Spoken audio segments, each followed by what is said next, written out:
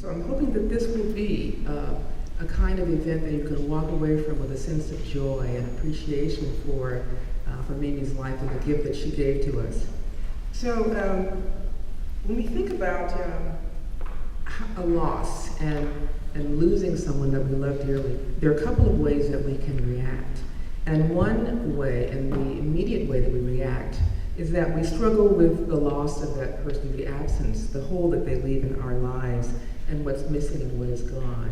But then after time, something else happens, and I think we are able to think about the gift of that person to our lives, what they meant to us, and how fortunate we were to have them as a part of our lives. They didn't have to be there. They didn't have to be there for as long as they were, but there are many things that we can be grateful for when we think about them in retrospect. So that's where I hope that we're transitioning to now, 6 months after Mimi's passing, that we're transitioning from sadness, so not completely from sadness, because sometimes it does bubble up in us, but transitioning to a sense of appreciation and joy for that amazing gift that Mimi's life was to all of us. So I just want to share with you a very brief story about how I met Mimi and the beginning of our 30-year friendship. I was living in Tulsa, Oklahoma, and I just wanted to share with you the gift that she gave to me that I still have when I first met her. I was living in Tulsa, Oklahoma, playing in the Tulsa Philharmonic Orchestra. And we had our summers off, and so I was looking in the back of the union paper, and I decided that I would check out this ad that said, musicians wanted to go to Europe, for about 3 weeks. It was going to be all expenses paid. There was no salary, but you got room and board and travel on the ground. It was going to go to Spain and Greece. I thought, that sounds great, I'm there. So I'm really excited, so I sent my resume, and I get accepted. I thought, oh great, I got in this orchestra. And so, to make the long story shorter, it could be very long, but I'll make it shorter. We get on the plane, and I get off the plane, and we land in Spain, and then we have our first rehearsal. And so I'm like trying to be real professional, I got my pencil out, I'm tuning up and everything, and looking around, and I thought, oh great, I got in this orchestra. And the first thing I noticed was that the instrumentation was a little strange. It was not the usual symphony orchestra. There was like a handful of strings. There was a trumpet here, a trombone there, a bassoon, and there was an assortment of instruments that didn't necessarily mean symphony orchestra to me. And I thought, well, okay, that's cool. I'll go with that. I mean, maybe it will sound good. Maybe everybody can play really well. And so when we started tuning and then we played, no, it was not a great sounding band. In fact, to say that it was ragtag would have been to sort of flatter it. It aspired to be ragtag. So I thought, well, I'll just go with it. But the more we played, the worse it sounded. And I thought, oh my God, I'm going to be here for 3 weeks, and I'm in the middle of Europe, and I'm playing with this orchestra, and there is no, it just seems like a disaster. So I'm looking across the room at the cello section, and there's this woman here, and she is very interesting looking. She's a beautiful woman, kind of exotic. She has a deep brown, kind of bronze, it's in the summer, so she's a bronze complexion, deep brown complexion. She has her hair in a kind of a curly afro. And my thought is like, oh, I'm so glad I'm not the only black person in this film. I later learned that she was not black, her people were Russian Jews, but that was okay, that was close enough. So I went to talk to her at the break, and meanwhile, during the rehearsal, I had probably giving off vibes that I was not happy to be there. And I saw that she had a big smile on her face during the rehearsal. And I'm thinking, and then I see that she's a really great musician. She can really play well. She sounds fabulous. She sticks out above all this chaos. And I'm thinking, and she's smiling, and I'm thinking, what is wrong with her? She seems happy to be here, and she seems to be having a good time. So at the break, I talked to her, and I said, I live in Tulsa, I play in the Tulsa Philharmonic. She says, well, I live in Dallas, I'm in the Dallas Symphony.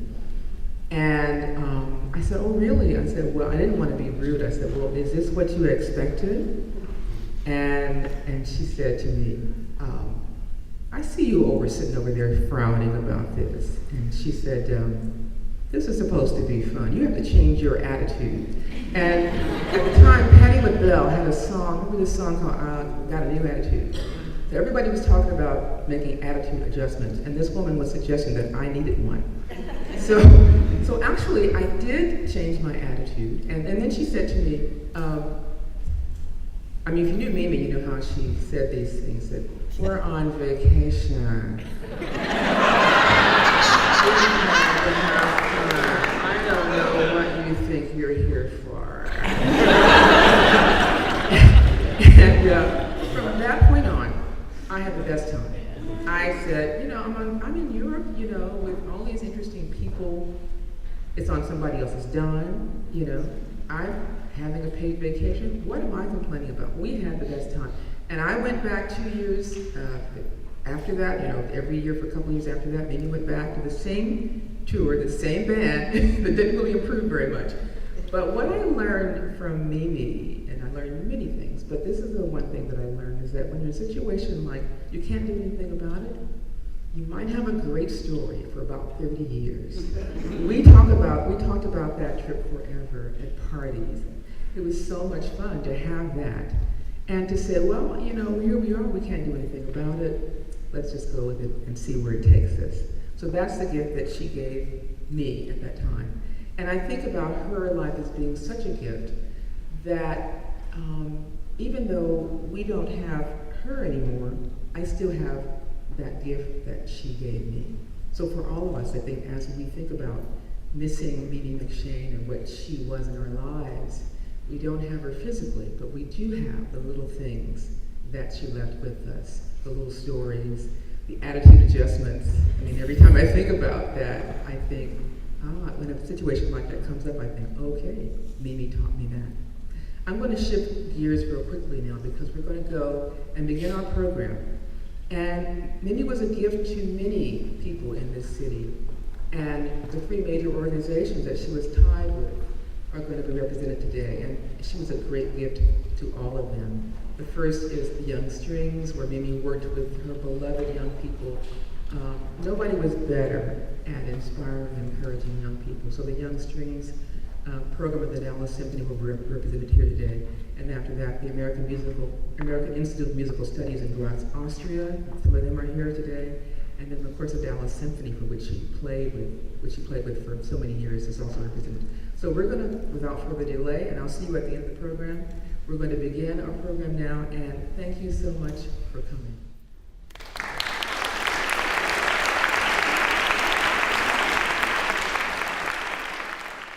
When I first arrived at the DSO in 2006, Mimi had already been playing in the orchestra for over 4 decades and teaching in a Young Strings program for 12. And to be honest, the first time I met her, I didn't really know what hit me. Here was a woman who spoke her mind, cared deeply about everything she said. I could immediately tell that for her there was way too much living to waste time putting on airs or dancing around issues. She always went right to the heart of the matter. And I do mean heart. Heart was what you experienced in everything she did, not just the cute heart of Valentine's Day cards, but the living, pulsing organ that gives life to everything and is the ultimate wellspring of beauty. Mimi's heart was enormous. Her playing was full of it, and so was her teaching. You could and still can see it in the bonds she built and in the artistry she inspired. She had no truck with efforts either her own or anybody else's that were not beautiful. Beauty, creativity, and originality were her watchwords. And this was a lesson that was fiercely embraced by her students, some of whom you'll see and hear momentarily. Students such as Jordan Cleaver and Richmond Greene, who took their cue from Mimi and are now paying it forward as teachers for the next generation of cellists, one of them in the Young Strings program itself. Or Patrice Briggs, who has a rare vision for the healing power of music and is molding that vision into a life dedicated to helping people. Or Xavier Wilson, whose raw talent as a beginner, Mimi immediately recognized, and she took him on as a student without pay until a spot could open for him in Young Strings. He was to eventually win over many with both a playing and a speaking style that was so natural and earnest that he became a highly sought soloist for special performances and appearances in the community.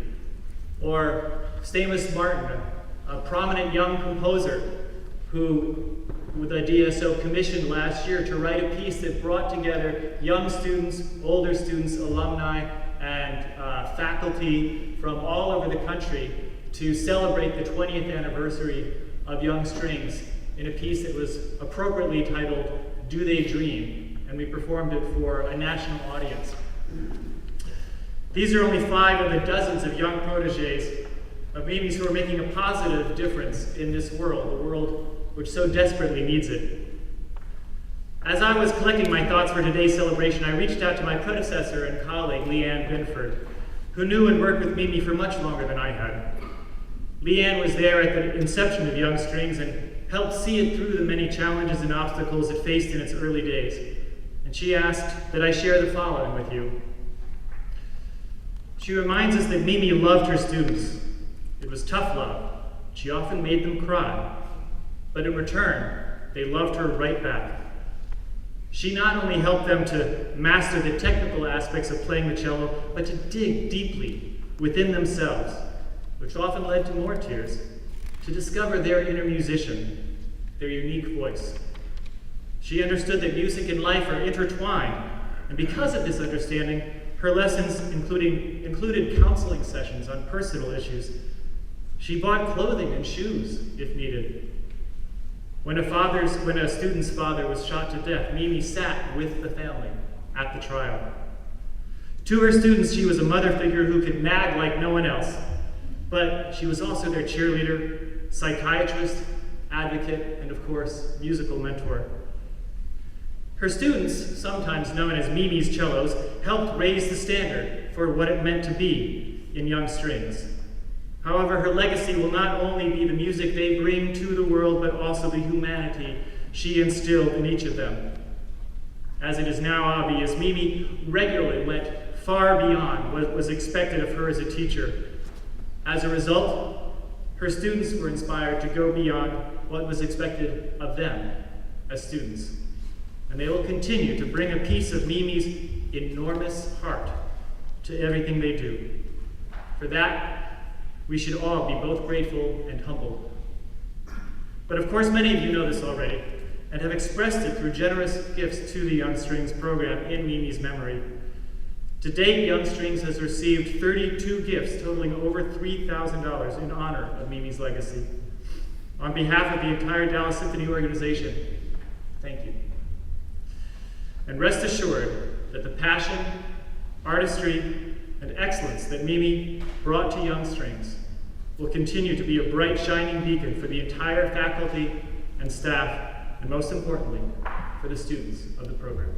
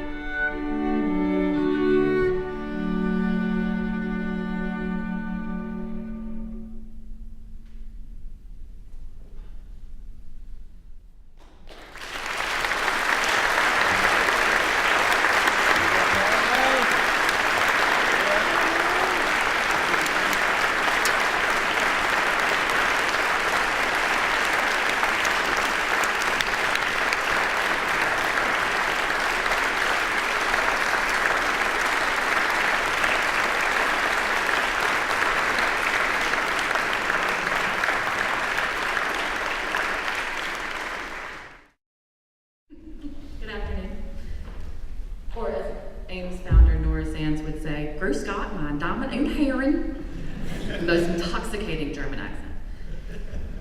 My name is Tracy Hull, and I've been given the most impossible task of summing up Mimi McShane in a few short minutes. I got to know her in her summer home of Graz, Austria, when I was running the Ames and Graz program, which, for those of you who don't know, is a summer training program for opera singers where they study with renowned faculty and featuring the Ames Festival Orchestra. No one can question the level of professional artistry that Mimi brought to the Ames Festival Orchestra. Her musicianship was clearly of the highest of qualities, and there's no doubting that talent. At Ames, the orchestra is comprised of a perfect blend of professional veterans and student musicians assembled each year after nationwide auditions. What is truly astonishing is after 2 short days of rehearsal, they really do sound like a full-time orchestra who's been playing together for years and years. And one of the biggest reasons why was Mimi's guidance and her leadership. For a lot of these kids, it's their first time in a foreign country, speaking a foreign language, eating foreign food, surviving on their own. And her more than 50 years of professional experience playing in big orchestras was a huge influence in helping this diverse group sound like a cohesive bunch. But her leadership in Graz was not limited to her professional expertise in the X's and O's of playing music. That was easily quantifiable. What is less so is what she brought on a personal level, that great Mimi personality. It's really those intangibles that will be most sorely missed in Graz. People are drawn to Mimi like a moth to flame. We all have experienced it. There's not a person in this room that didn't hold their friendship with Mimi closest to their heart. She had a way of finding just the right level of support and push that we needed from her and fulfilled it effortlessly. She reached out to everyone and made them feel part of the bigger group, which was so important when you're on your own in a foreign place.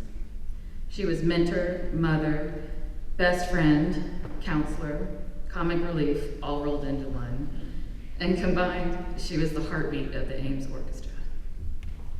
Sometimes the Ames rookies get a little overwhelmed in the beginning, and she had a way of sensing who needed just the littlest extra bit of attention that would help ease their nervousness with that trademark sense of humor that put everybody at ease and on the same even playing field. Once I watched her walk up to a first-timer who was all sorts of lost on very many different levels. This young girl was about to get on the wrong bus for rehearsal, and I watched Mimi come to her rescue and yelling, "Hey, Viola, where are you going, you big goofball?" And with that, grabbed her by the collar, yanked her off of the wrong way bus, and got her to rehearsal on time. For the next few days, Mimi showed this girl the ropes, invited her to sit with her at meals, told her jokes, and helped introduce her around. By the end of that first week, the fog had lifted for that young violist, and she really had broken out of her shell. She was introducing herself and planning weekend trips with her new friends in no time. About 5 years later, this girl reached out to me on her own and said that had really been the turning point of her life that summer. She learned so much and had transitioned from being a student to a professional musician. But it was the personal growth that she experienced and the confidence that she had gained at Ames, which is what she would really take with her for the rest of her life. Crediting her entire cocoon-shedding experience to Mimi for giving her a nudge and pushing her to become the person she was going to become. Everyone at Ames knew Mimi, singers, faculty, orchestra, staff. Some was due to her unique look and her discreet level, her less than discreet level of speaking voice. Some was due to the late nights at Club Mimi. On many nights, there was some kind of gathering in her room, and the guest lists were varied. They were legendary. The stories are grand, but they're not entirely right for this occasion, so we'll revisit those another time. But mostly people just knew Mimi because they were drawn to her and needed to be around her. Mimi and Sandra Brudnak were great buds and traveled together every summer all over. They inspected every grain of sand between Copenhagen and Capri. And more times than not, when they landed, somebody already knew that Mimi was there. Once they ran into Mimi's dentist, once it was a student's parents, once it was a DSO subscriber, one country it was even an old boyfriend. But my favorite was the time when they were traveling in the literal middle of the night. And somewhere in the middle of nowhere, Austria, the train stopped in the middle of a pasture. They were standing on a makeshift plank, waiting for their transfer bus to pick them up in the pitch darkness, with the only light the Austrian stars leading their way. There in the darkness, Sandra heard someone yell, "Schatzi!" only to look up and see Mimi hugging a local friend going, "Oh my God, what are you doing here?" I think it really sums Mimi up perfectly, that people are just drawn to her. It didn't matter who, it didn't matter where. Even in the middle of the night in pure darkness, friends found their way to Mimi. This summer, Ames will hold another tribute concert in Graz to honor Mimi. It promises to be another special moment in time for our dear friend. And they are busy making preparations for everyone in Graz to arrive in a few short weeks, so unfortunately they could not be here today. But Andrea Huber, the Ames artistic director, sent this to me to read on her behalf. Today, the print shop delivered the Ames brochures, all 15,000 of them, and the delivery man exclaimed rather joyfully as he hauled the boxes, "Summer's almost here, Ames is coming." For Grazers, Ames means summer, and summer means Ames. I think I got that wrong. For Grazers, summer means Ames, and Ames means summer, sorry. For decades, at the opening ceremonies, Nora Sands, in her best Tennessee, Texas, twinge Styrian accent, to close her speech with, "Ames is dough," and the decoration had an effect of a pistol shot. And we're off for 6 weeks of life-changing music and lifelong friends. Some of us get addicted, and Mimi McShane was one of them. This summer would have been her 24th consecutive year playing as principal cellist with the Ames Festival Orchestra. One of the wonders of Ames, of which there are many, is that when you hear the orchestra come together and play for the first time in rehearsal. For me, personally, it's my favorite moment of the summer. To hear them is a true miracle. The very air of Graz, the winds, the brass, the percussion, and those strings.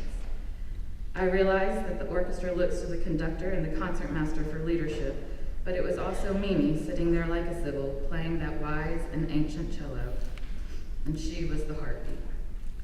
Not only will she be missed by her Ames family, the Graz public adored her and will be sad not seeing her in her usual place. And so this year we will be honoring Mimi at both the opening orchestra concert and a chamber music concert at her favorite Franciscan church. This summer will be strange, no doubt, but we are so lucky for the time we have with her, and we will always love Mimi. We could go on for days and days telling Mimi stories, the good, the bad, and the ugly. Like the stories about all the colorful terms that she had for guest conductors, or about the time she kept poking the conductor with her bow when she felt he wasn't doing what she wanted him to do. But some of these stories are more appropriate than others. But what makes standing up here talking about Mimi right now such an impossible task is that there's just enough of the right words to say in the right way. So today we'll do what we do best. We turn to music. And we rejoice for those times when words fail us. There is music to speak to our souls and say what needs to be said in the right way.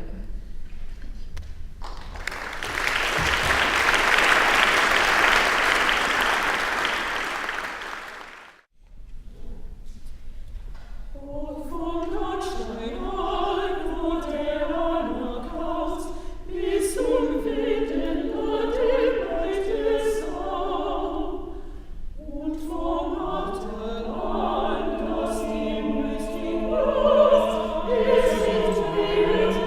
you.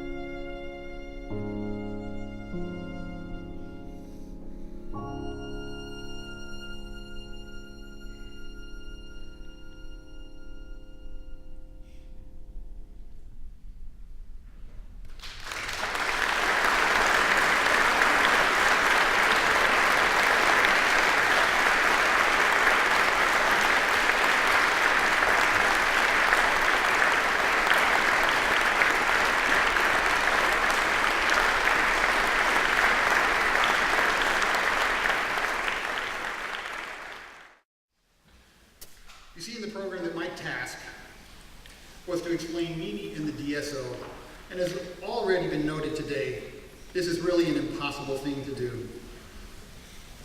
All I can offer is one view. It's partial, private, personal, but it's mine. I was a 16-year-old playing in my first recording studio gig the first time I met Mimi. For me, it was a high-pressure situation. There I was, a kid, playing with idolized DSO professionals at Summit Studios in Dallas. One of those professionals, of course, was Mimi, sitting in the chair right next to me.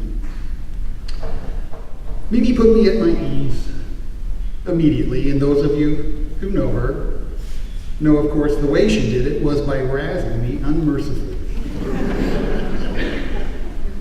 That's how she let me know that I belonged. So this gift of encouragement was for me her greatest and most enduring legacy in my life over the next almost 40 years. I encountered Mimi many times, but I want to tell you again, as a 26-year-old, I had just been named principal cellist of the Dallas Symphony Orchestra. And this truly was a high-pressure situation. Once again, Mimi made me feel right at home by poking me in the ribs with a bow like she does the conductors and saying, "Your bowing stink." When I heard that, I knew I was home again. Until her retirement from the DSO, she kept up the barrage of insults, salty language, irreverent comments, and all that made her such a peculiarly encouraging presence. Mimi made it clear that one did not need to be an angel to be a saint. When Mimi could not encourage by poking fun, she did the next best thing, and you know this too. She just showed up.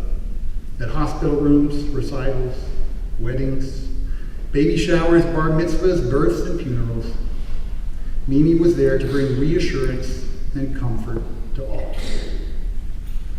Somehow we all knew that things could not be that bad when she was there.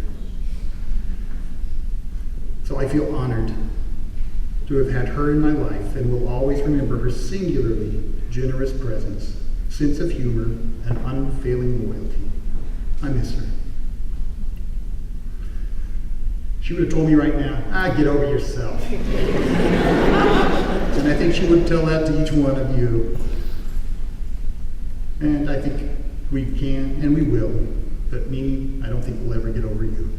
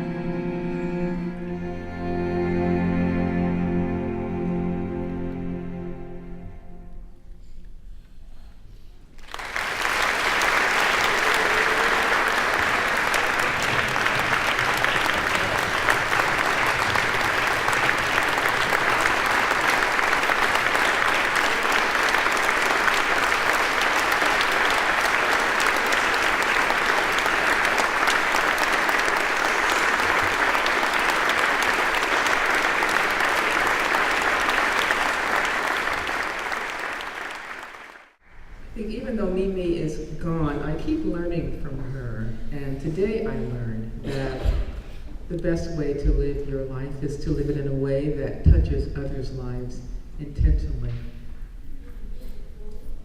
And I just want to say also that whether we are, as I look around the room, whether we are friend or husband or son, daughters-in-law, grandchildren, or acquaintances, I think we're all better people for having known this one person, Allegan McShane. So I just want to leave you with a few words from my favorite poet, Maya Angelou, who's written a poem called When Great Trees Die, and when great trees fall. And this is dedicated to the men in her life, to John, to Matthew, to Harry, to Neil, and to Andrew.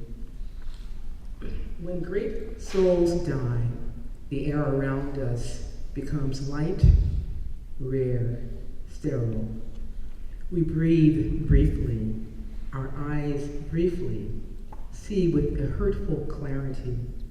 Our memory suddenly sharpened, examines, gnaws on kind words unsaid, promised walks never taken.